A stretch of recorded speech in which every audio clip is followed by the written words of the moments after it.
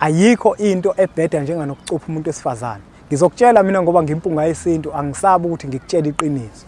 Uyabona ngenkathi umuntu wesifazane umcupha usuke umfaka izilwane. Okokuqala lokho.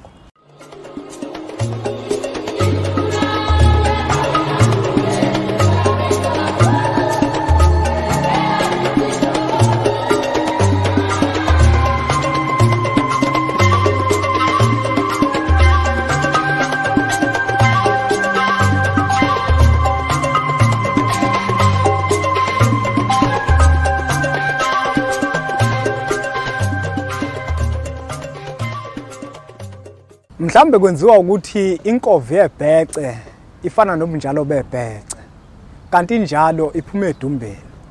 Kwathi ngithi kunina benkashana kaMenzi yaphuza umlaza angameva yabhula umlilo ngamahlamvu abanye bocima ngamanzi.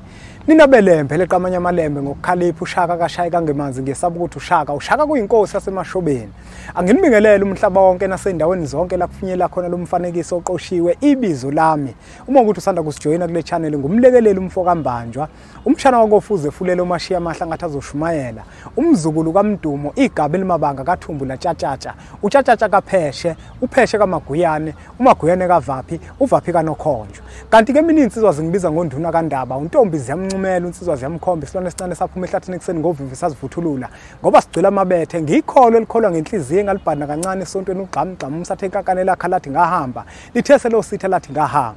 Angiphinde ngiwamukele la ku channel yethu Impunga Yesintu TV kanti uma ukuthi usanda kusijoyina ngiyacela ukuthi ungcivazele button elibhaliwe ukuthi subscribe ukuze nawe ukwazi ukuthi wonke ama video esiwafakayo afike kuwena esashisa bhe. Namuhla bafowethu ngifisa ukuthi ngikhulume ngento abantu abaningi mhlawumbe bazoyithatha kancane kodwa ngelinye ilanga ngothatha umuntu omelaphi wendabuko ngize naye la. Kukhona enye insizwa izolo engishayelile lithi Impunga Yesintu ngicela ukuthi ungicacisele ukuthi kungabe ukucupha umuntu wesifazane kuyinto elungile yini. Bafowethu ayikho into ebheda njenganokucupha umuntu wesifazane. Ngizokutshela mina ngoba ngimpunga yesintu angisabi ukuthi ngikutshela iqiniso. Uyabona ngenkathi umuntu wesifazane umcupha usuke umfaka izilwane. Okokuqala lokho. Omunye umuntu kena ngaphika ngesizathu sokuthi ukhuthaza lento yakhe ukuthi ufike kuyena uzoyithatha leyo. Kanti na into engifuna ukuthi uyibambe mina. Uyabona ngenkathi umuntu wesifazane umcupha, umcuphelo ukuthi uma elala nendoda bese bayakhinqilana. Ningixolele vela ayikho ingane la. Kukhona abantu abadala kufuna sikhuluma into ezocaca ibe sobala. Kwesinye isikhathi umcuphelo ukuthi athi elala nendoda bese mhlawumbe indoda ivele mhlawumbe iyaphunyuka, kuphunyuka indle. Okwazi ukuthi lapho usukuzidonsela wena amanzi ngomsele. Ngenkathi uqala umcupha umuntu wesifazane usuke usumshintsha isimilo sakhe ngoba lezi zinto zifake kuyena izona ezizobiza amadoda eze kuyena ukuze zikwazi ukuthi zisebenze. Ingakho mina ngiyimpunga yesintu ngithi ukucupha umuntu wesifazane kuyinto ebhedayo kakhulu.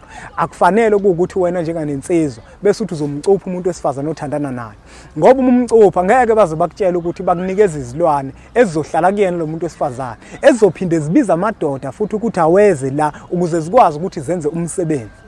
Mawufuna ukuqinisa umuntu wesifazane kukhona indlela ekufanele ukuthi wenze ngazo. Ungamqinisa ngomsamo wakho wena njenganomuntu. Ikakhulukazi lokho kwenziwa abantu esebeganiwe.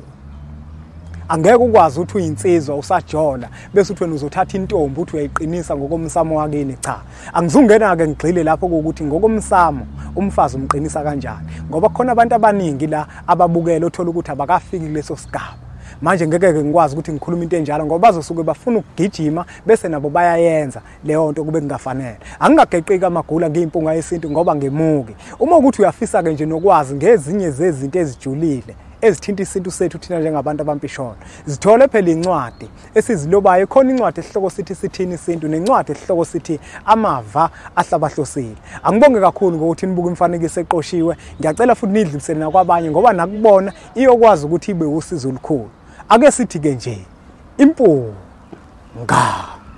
Ayengibeke inkalo nami ngimbeke yami mahlombe.